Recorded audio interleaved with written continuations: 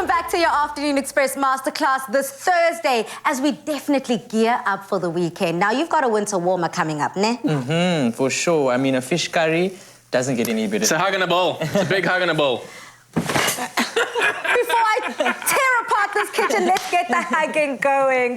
Now, while many people are more familiar with using meat in a curry, we're here to show you our take on a delicious fish and mussel curry. Prepared with Clover Olive Pride, this winter warmer is a perfect way to wind down with loved ones this weekend. Now, again, as I say, I almost tore apart the kitchen. But tearing it up, ripping it up. It's beautiful, though. It's a beautiful sight. Absolutely, but that's what you're going to be doing with this next recipe. Exactly, Chef, yeah. you already started. Indeed, we have it. So you just get a little head start. So just browning some onions. Nice amount of oil in there. You just want to sort of get a nice colour on there. Gives it a nice sort of sweetness, which goes really well with the mussels as well. We've got a nice bit of white fish that's going to go in there as well. The nice thing to do with this is you can make like the sort of curry sauce, a curry base, and then we're going to gently just poach that fish and the mussels in that liquid. And as that heats up and poaches, they release their flavour into the liquid, and then you get a real nice sort of saucy curry hug in a bowl. Explosion. Explosion. An explosive hug. Chef Jay, you're adding the key ingredients. So I'm just going to hit it with a little bit of this Clover Olive Pride blend of seed oils and extra virgin olive oil. I love this blend because it has a high smoking point. So it's perfect for hot applications like this when you're braising your onions, you know, grilling, baking. It's super fantastic. And it still maintains that olive flavor, which I love. Yeah. And the whole myth of heating olive oil up too much. Yeah, I'm not gonna lie to you. It's a myth to me. I don't stand by it. I use olive oil. I use extra virgin for cooking as well. So sometimes, you know, when needs must. But yeah, I don't think that you lose a lot by sort of heating up. So anyway. But the nice thing about Clover Olive Pride is that they do actually make an extra virgin olive oil, so you do always have that choice, you know. And it's endorsed by the Heart and Stroke Foundation, so you can actually just. I think I'm just gonna go in with a little bit more.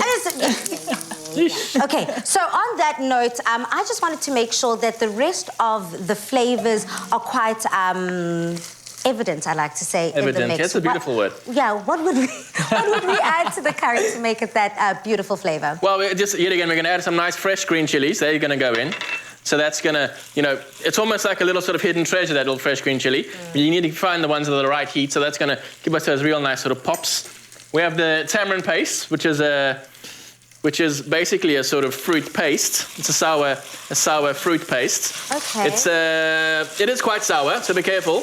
We're also yet again adding the tomatoes and all that sort of stuff. So it's really going to sort of balance it out. And also, it's like almost adding lemon with fish. Do you know what I mean? I got that acidity with the fish really gives it that boost. Now, tamarind, it's my first time ever coming across tamarind. What is it? You've already spoken about it being a sign of a fruit. It's soured fruit paste, yeah. Where is it most found? I'm not going to lie to you. I've absolutely no idea where it's actually grown. I'm sorry. I would like to actually challenge our viewers for that. Yeah. Let's do it. Yeah, I'm challenging our viewers to find out if they know kind of that tamarind, where it comes from. Chef Jay? Exactly. So I don't know where it comes from or originates, but let me tell you where you can find it.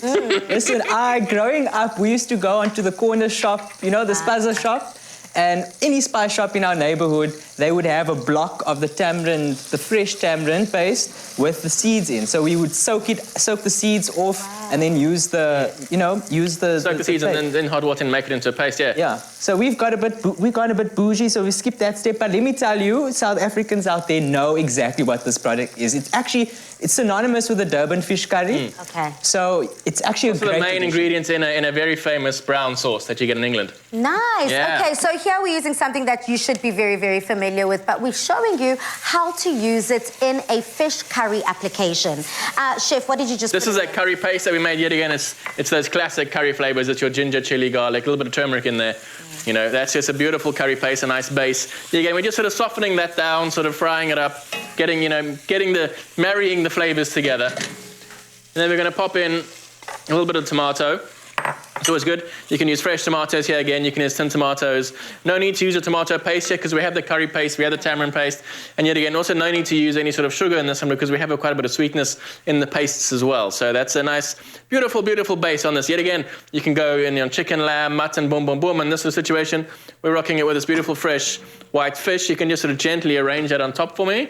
Now, Chef, Bang, bang, bang. we've chosen here to use, to leave the skin on the fish. Beautiful, and that's yeah. usually how I do it at home.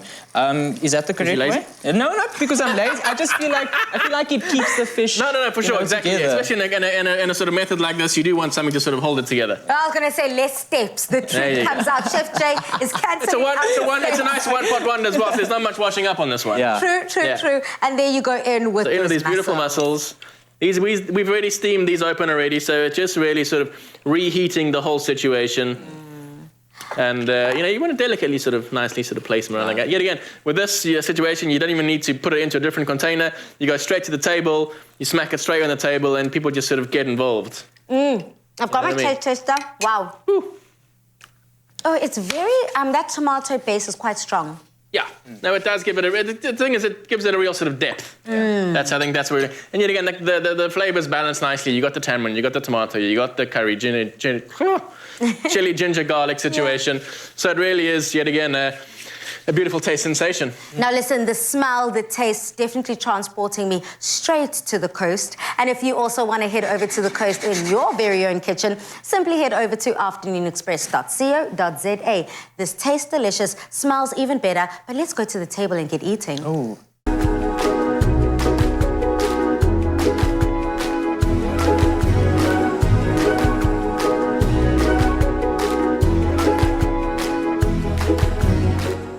Made with love by Clover.